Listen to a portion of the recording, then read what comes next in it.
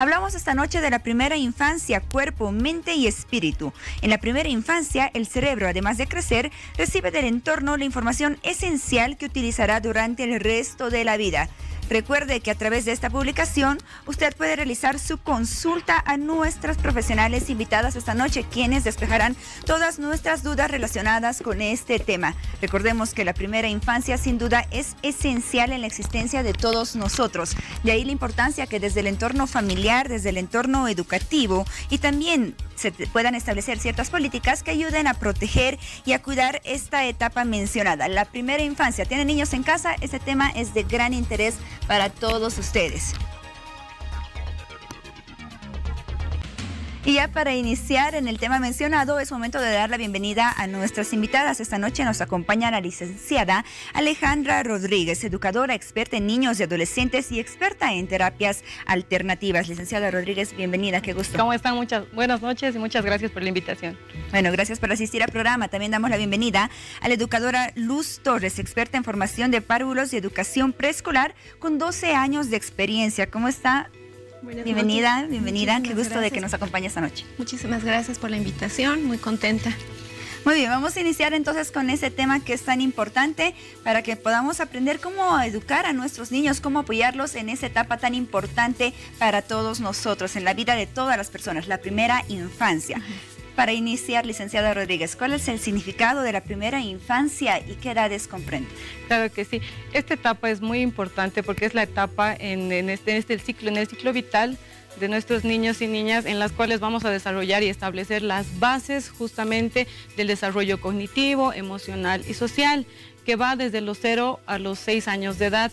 También nos va a ayudar a establecer y desarrollar las habilidades simples como es la motricidad y el lenguaje. Entonces, la primera infancia es clave, es fundamental, porque si nuestros niños y niñas tienen un apoyo muy grande en el tema de la educación, de la alimentación y el tema afectivo, entonces a la larga van a ser adolescentes o adultos sanos, seguros, que van a poder tener relaciones y buenos vínculos afectivos, a diferencia de los que no estamos haciendo un correcto apoyo en esta primera infancia, podemos ocasionar que se enfermen constantemente, que se sientan inseguros de ellos y de ellas mismas y que no puedan tomar buenas decisiones a futuro. Entonces es importante. Muy bien, Luz Torres, ya mencionábamos algunas situaciones que se establecen en esta etapa de la vida que son muy importantes. ¿Cuáles son aquellas atenciones, aquellos cuidados que se deben brindar a los niños, el apoyo que se debe brindar para que así ellos puedan crecer y puedan ser educados y puedan crecer de forma sana, enfermarse menos y además desarrollar todas las aptitudes, las habilidades necesarias? Bueno, el niño en esta etapa de su vida se lo debe educar de forma integral. Hay que contemplar las cuatro áreas de desarrollo, que es el área cognitiva, el área emocional, el área psicomotora y el área del lenguaje. Entonces se debe cubrir todos estos aspectos para que el niño pueda establecer bases y cimientos para toda su vida posterior, ya que la primera infancia va a definir para toda su vida, ¿no? Usted mencionaba alrededor de 4 áreas importantes en las cuales nos debemos enfocar. ¿Cómo podemos enfocarnos y apoyarnos en esas áreas? Vamos una por una. Vamos, para el lenguaje es importante, ¿no? Estimular al niño con sonidos, aprender a escucharlo también, porque dependiendo de eso, el niño va a ampliar su lenguaje y su vocabulario. Y con el lenguaje, que es una herramienta tan importante, va a poder expresarse. Niños que no se les estimula verbalmente, llegan a ser agresivos porque no saben cómo expresar y canalizar su forma de ser o lo que ellos quieren decir, ¿verdad? Muy bien, eso respecto al área del lenguaje. Vamos con las siguientes áreas. La siguiente área es el área cognitiva. Al niño se le debe impulsar todo aquello de aprendizaje, ¿no? Para que pueda tener toda la información correspondiente según a sus necesidades e intereses. Muy bien. De acuerdo a su edad. ¿La otra área? Otra área, el área psicomotora.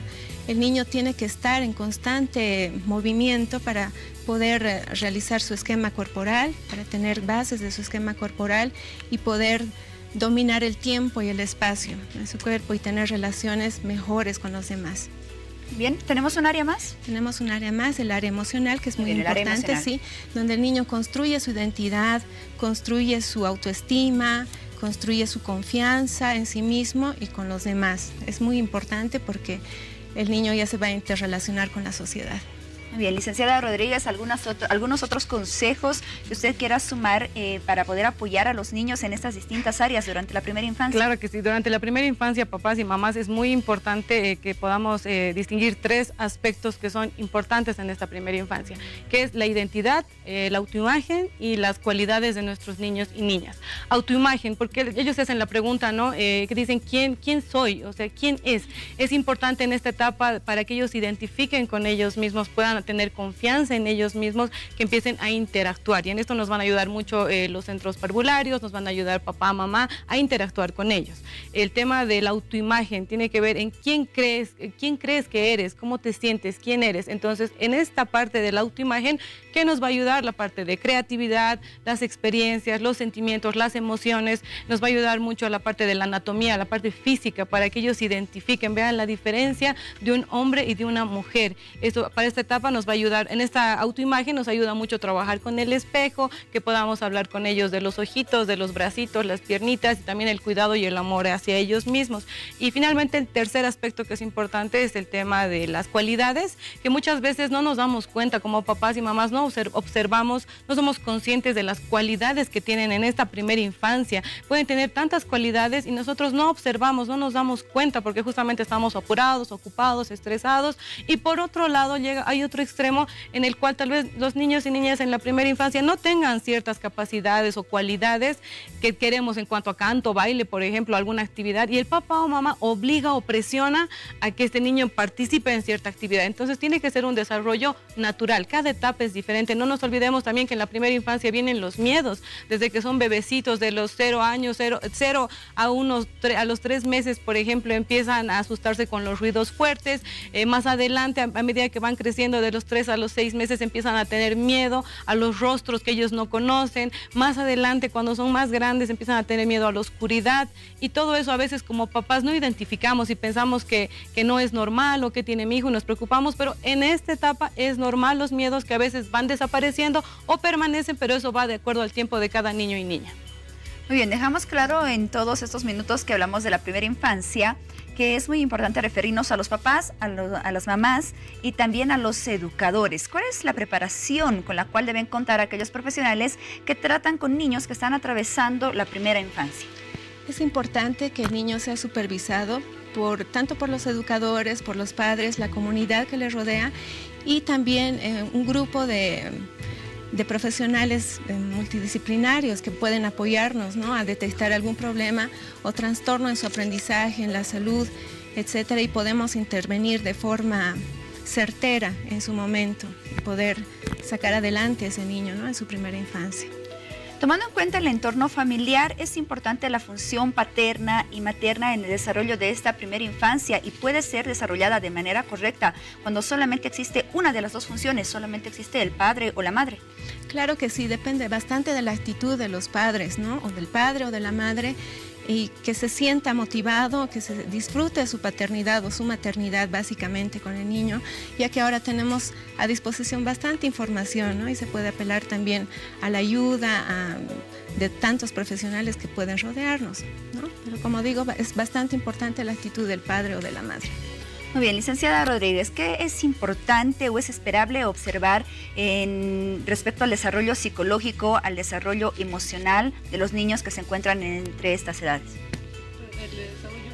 Psicológico y emocional. ¿Qué es lo que podemos observar o lo que debemos esperar observar en los niños que están atravesando la primera infancia respecto al desarrollo psicológico y emocional? Es muy importante porque si tomamos en cuenta qué nos dice Piaget, por ejemplo, en estas etapas del desarrollo son 4 etapas: la sensoriomotora, preoperacional, concreta y formal, que muchos papás tal vez si lo vamos a hacer general y para que ustedes entiendan por qué es importante, porque en la primera etapa, en esta etapa sensoriomotora, los niños empiezan a sentir, empiezan a tocar los objetos, a identificar. Entonces es importante que nosotros estimulemos estos sentidos.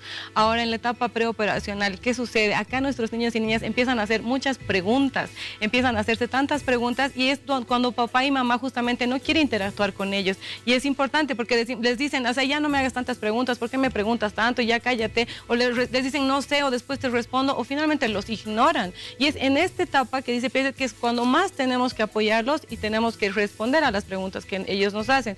En la etapa, por ejemplo, con concreta, y es más o menos de los 0 a los 7 años donde está, perdón, es hasta los de los 5 a los 7 años donde es la etapa simbólica, el juego de roles, cómo les gusta ahí disfrazarse, fantasear, jugar a hacer roles, a qué es el chef, a qué es el jardinero. Entonces los papás lo toman como si fuera algo no importante, pero es fundamental. Cuando él quiere hacer el rol de seamos jardineros, pues es cuando más él se siente seguro y se siente confiado y expresa ahí justamente las emociones, y nos va a ayudar bastante a la larga esta etapa. Ahora, obviamente, cuando son más grandes, que es la etapa formal, que va de los 7 a los 12 años, es una etapa que ya son más grandecitos, están entrando a la pubertad, cuando ellos ya tienen las ideas, las preguntas más claras, y las tareas incluso son más complejas, ¿no? Que ya se les da más responsabilidad, y es importante también.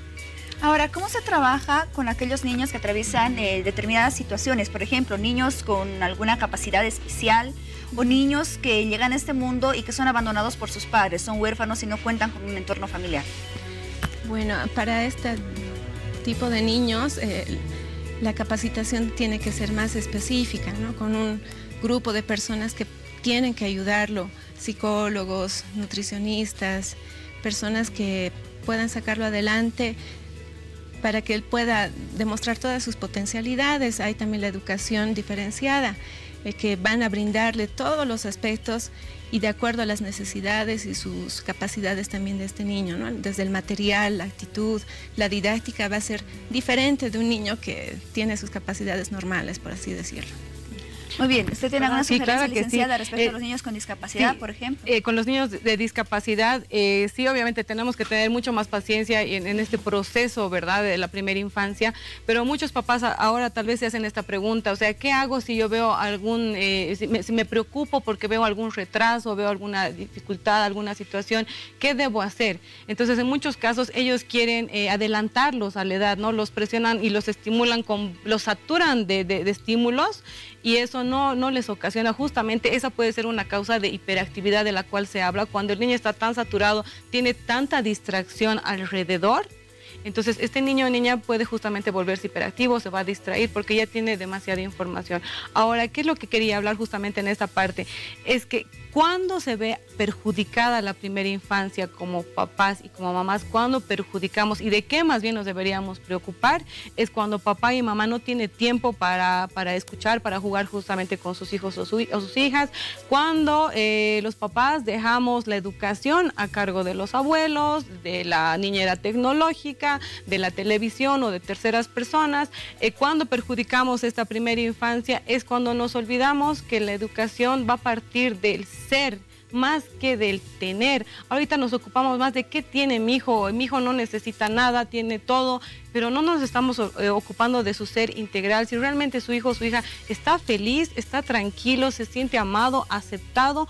Esas son causas importantes. También, que perjudica bastante papá y mamá, y a mí me llama bastante la atención, es cuando los toman como los guantes de boxeo a los niños y a las niñas cuando hay conflictos de pareja, cuando se van a divorciar y van a ver el tema de la tutela y los toman a ellos como si fueran cosas, objetos, como si se estuviera hablando de la casa, del coche, y no están viendo cuán grande es el daño emocional que ellos están viendo afectados en este proceso, que más bien ellos necesitan sentirse alegres, confiados, aceptados.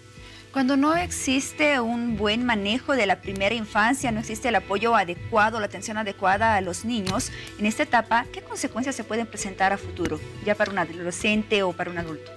A la larga son bastantes, porque incluso la ausencia paterna y materna es fundamental.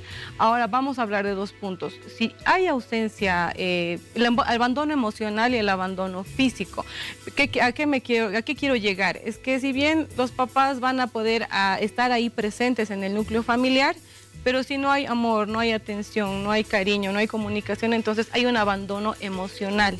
Entonces, por ejemplo, en el caso de una mujercita o un varoncito que no se ha criado con la figura paterna o materna, o se ha criado con ellos, pero igual están ausentes emocionalmente o físicamente, a la larga van a tener conflictos en la pareja, a la larga van a sentirse desconfiados de ellos mismos, se van a sentir inseguros, entonces sí les va a causar problemas de convivencia a la larga. Muchas veces también puede ocasionar que tengan miedo a ser papás, miedo a ser mamás, y por eso a veces prefieren no tener hijos también. Entonces esa es la consecuencia a largo plazo.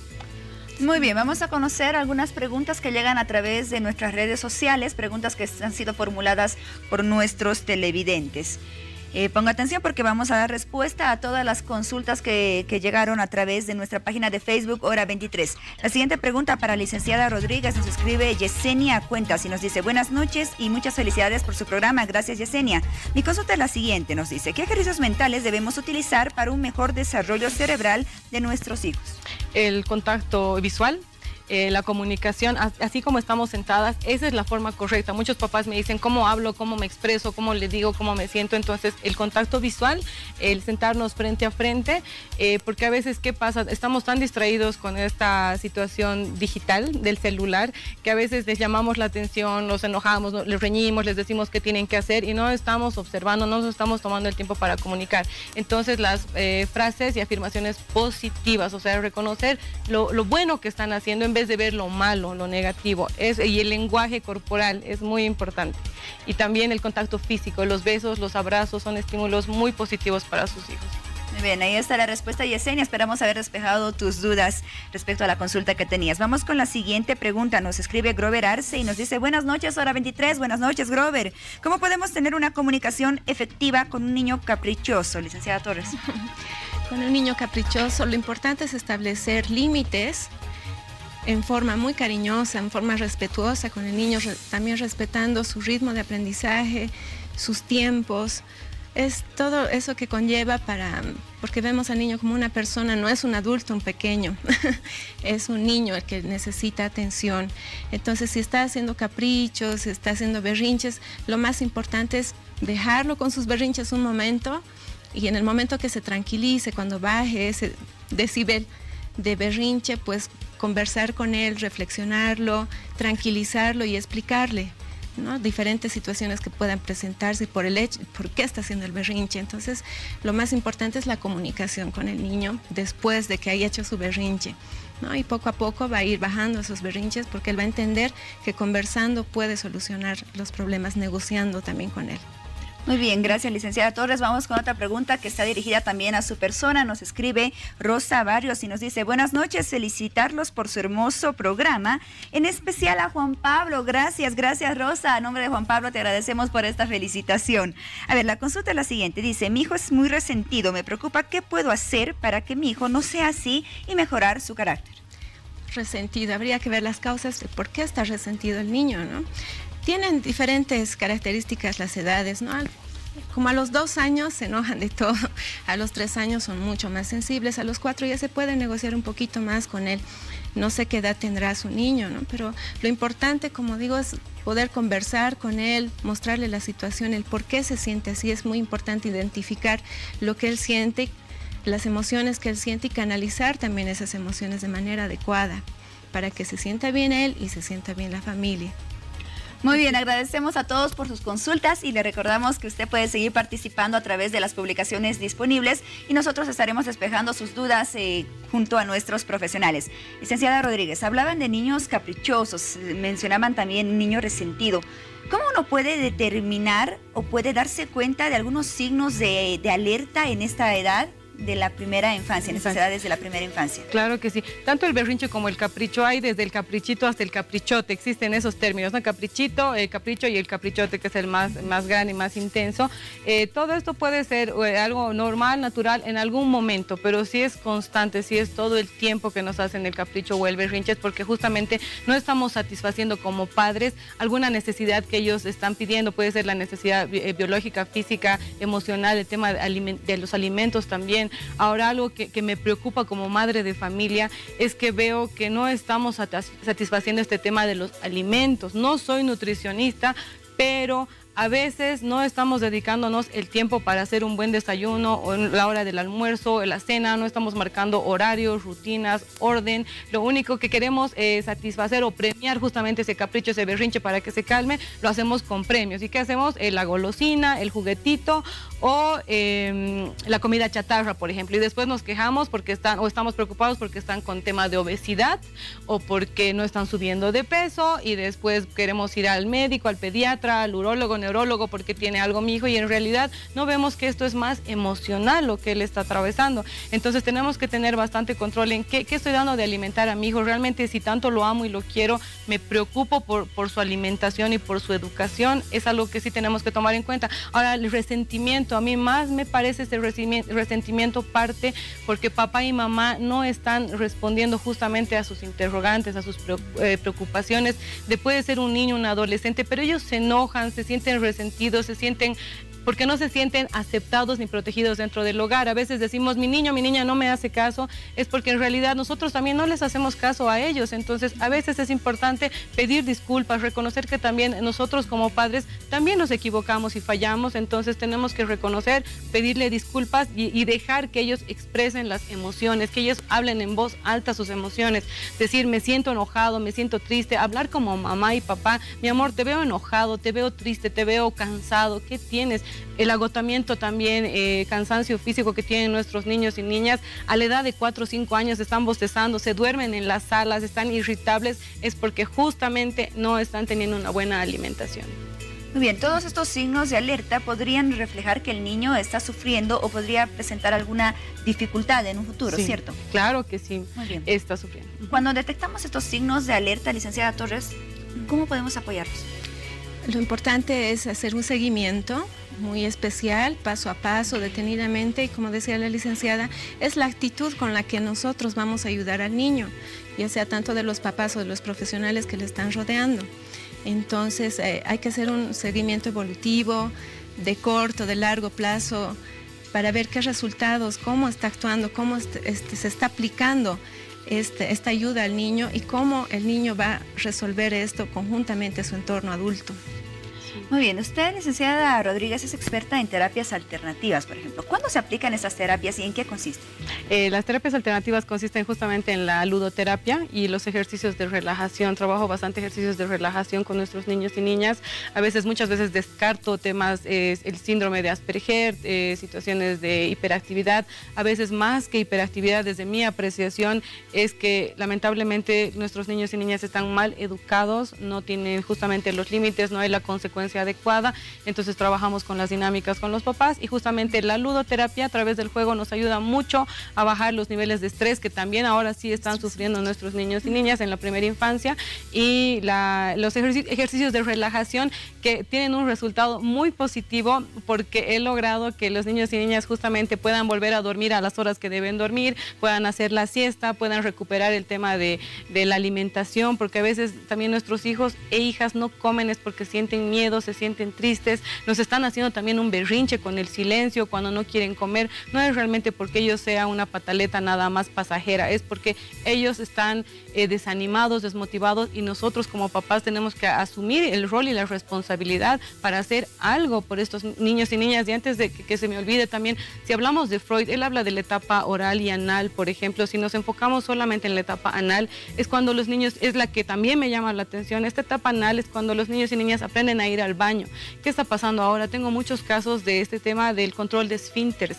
Cuando no pueden controlar el tema de ir al baño, los papás los están presionando demasiado para que tengan una mejor digestión, o piensan que es un problema de los riñones. Cuando van al pediatra o al urólogo y descartan esta situación, les vuelvo a decir, estoy segura que es tema emocional, porque los niños y niñas tienen que tener una digestión normal, una alimentación buena y adecuada, y les aseguro que no van a sufrir de temas de estreñimientos, ni disenterías, ni se van a hacer pipí, no van a mojar la cama. Estas etapas son normales y como papás necesitamos más paciencia y tolerancia y apoyar de una forma adecuada. Sí, para acotar esto es importante, como decía, recalcar el desarrollo y el ritmo del niño, el ritmo de aprendizaje, sus tiempos, su edad, sus intereses y necesidades.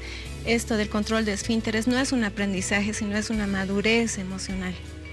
Muy bien, cuando hablamos de primera infancia hay algunos términos que nos llaman la atención, por ejemplo, regulación afectiva, confianza básica. ¿En qué consiste esto? La regulación afectiva consiste en que el niño tenga que descubrir lo que él está sintiendo, como decía la licenciada, si se siente enojado, si se siente feliz. Son 4 estados que el niño básicamente tiene que aprender: la felicidad, el estar enojado, el estar triste o el estar muy contento.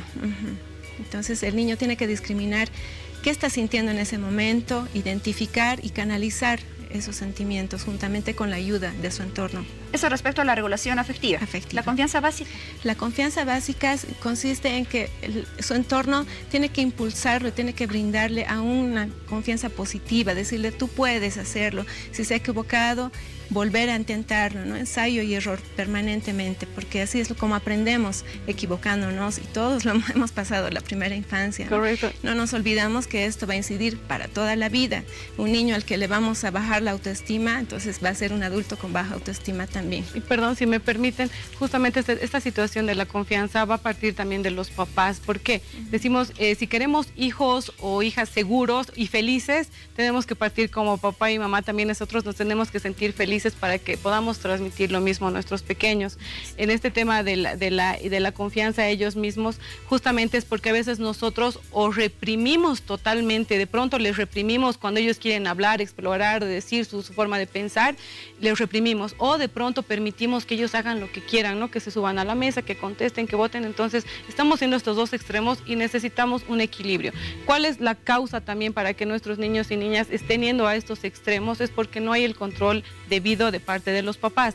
¿Qué está pasando? Acá está el trabajo, acá está mi familia, pero no estoy equilibrando ambas situaciones. A veces le doy el 100% de atención solamente al trabajo y descuido a la familia. O a veces estoy solamente en casa, decimos no trabajo, me dedico a mis hijos, pero a veces igual no les pongo límite y control, entonces descuido. Necesitamos equilibrar ambas situaciones. Y finalmente, si estoy en el trabajo, recomendación para los papás es que debo concentrarme al 100% solamente en el trabajo.